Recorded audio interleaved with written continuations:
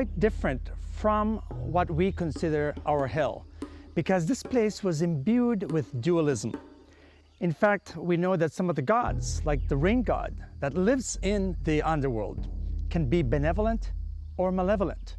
A benevolent rain god, for example, brings rain that nourishes plants and crops. A malevolent rain god brings storm, brings hurricanes, brings hail that destroys crops. Another good example of dualism has to do with the twins themselves. In fact, when they're depicted on Maya ceramics or in Maya art, one of the twins is often shown with spots, which suggests that perhaps he appropriates the power and the strength of the jaguar. And the jaguar is very much connected with themes of the underworld, because the sun at night is transformed into the jaguar god of the underworld and must travel through eventually to come back up the next day.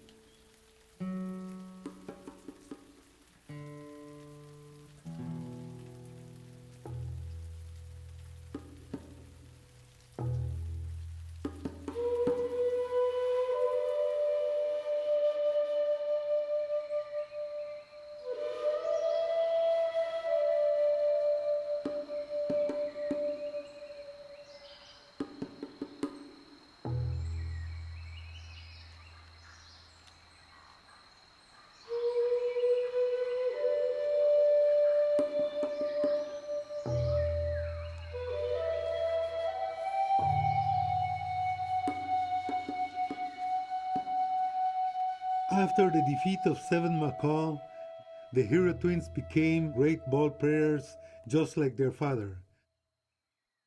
While they were playing, the gods of Xibalba heard a racket above and sent an owl to summon them to play.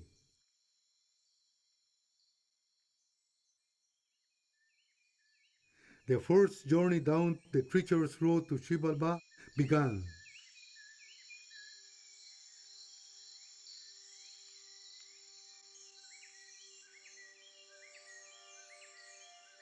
The hero twins easily entered Xibalba by following the path of the Seba's roots and addressed each god by name, passing the first of many tests that their father had failed. They did not light the torches that were given to them, but instead placed the feather of a macaw on the end to make it seem as though it was lit. They won the first ball game against the Lords, but purposely lost a second game. As a reward for their win, the gods of Xibalba requested that the hero twins present them with fresh flowers.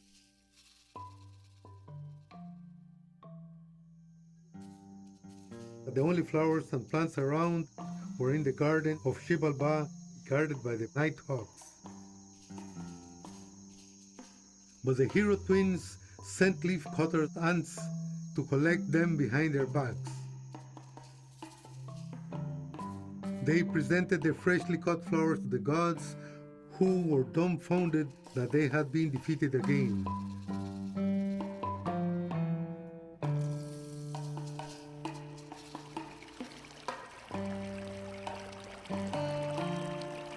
As a final act of trickery, they planned their own death, to be burned by the rulers of Xibalba and have their ashes dumped into a river.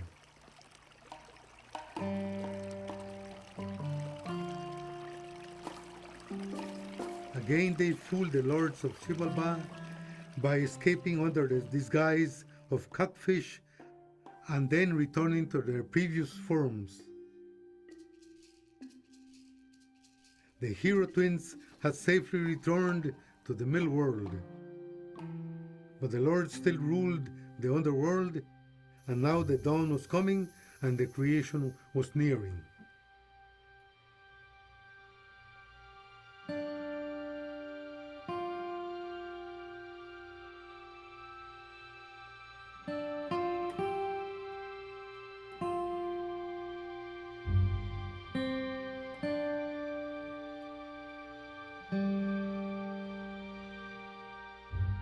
The hero twins continue their magical spells on Earth, showing off their talent of bringing themselves back from the dead.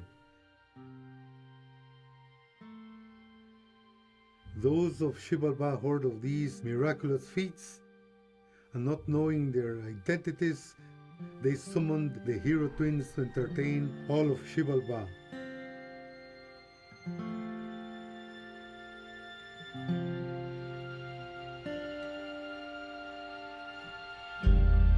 So amazed were one death and seven deaths at the feats of the hero twins that they requested to be sacrificed and brought back to life as well.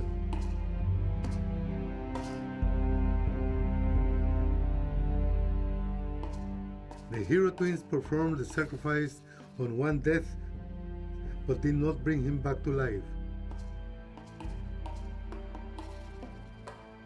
The ruler of Xibalba had been defeated. The rest of the gods begged for pity.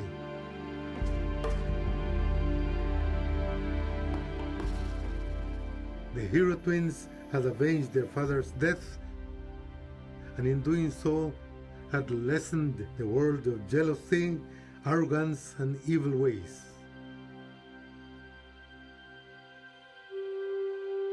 So it was that the hero twins again followed the path of the Ceiba tree, but this time they did not stop in the middle world, but instead climbed to the uppermost branches of the Ceiba and straight into the heavens. Ixbalanque rose as the moon, while Hunanfu followed as the sun, shedding light on all of the world.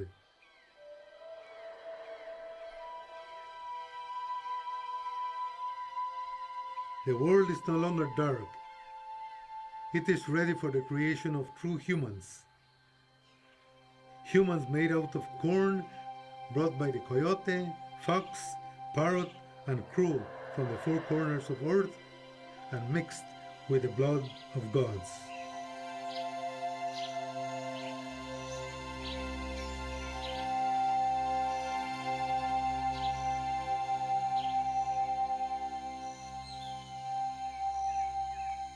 After the gods created humans out of corn, their grand design was finally complete.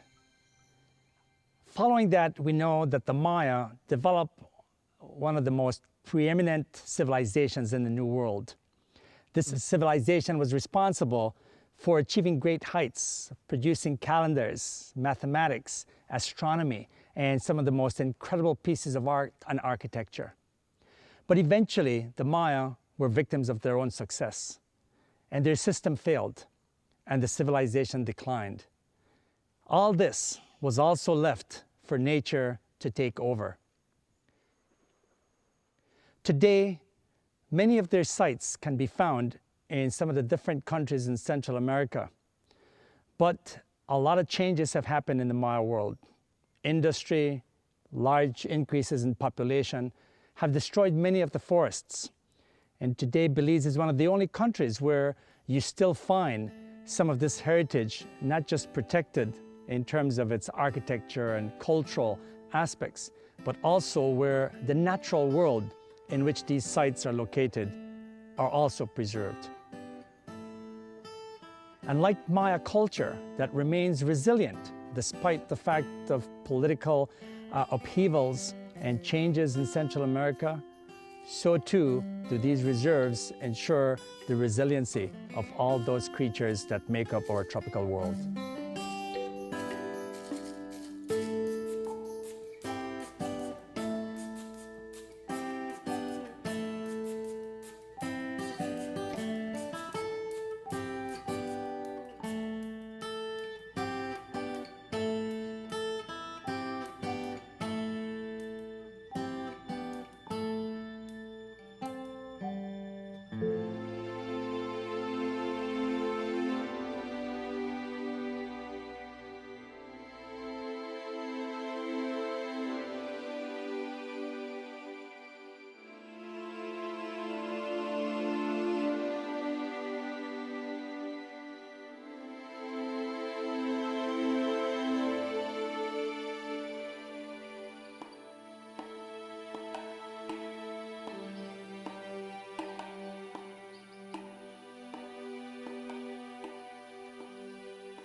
Despite many local people, Maya included, playing a part in the destruction of the forest, there is hope.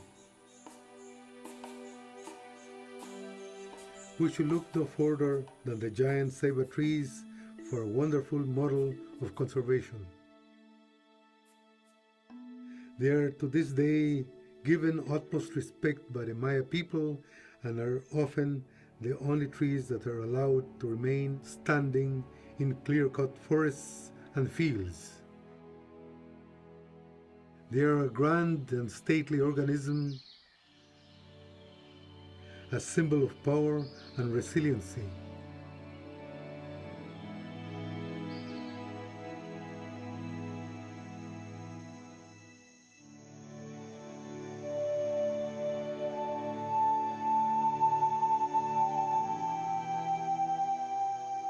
If we look to the heavens, we can see the crocodile, Lamanai, and the grand ceiba. When lying on its side, the band of stars we know as the Milky Way is a crocodile. On the very night that the creation took place, it rises from the depths, and its scales, its spines, its limbs become the ceiba tree. We are reminded of the time when the hero twins followed its path to become the sun and the moon and gave dawn to our life on earth. The ceiba supports the sky, the ceiba lights the path through the underworld, and the ceiba provides life to the forest.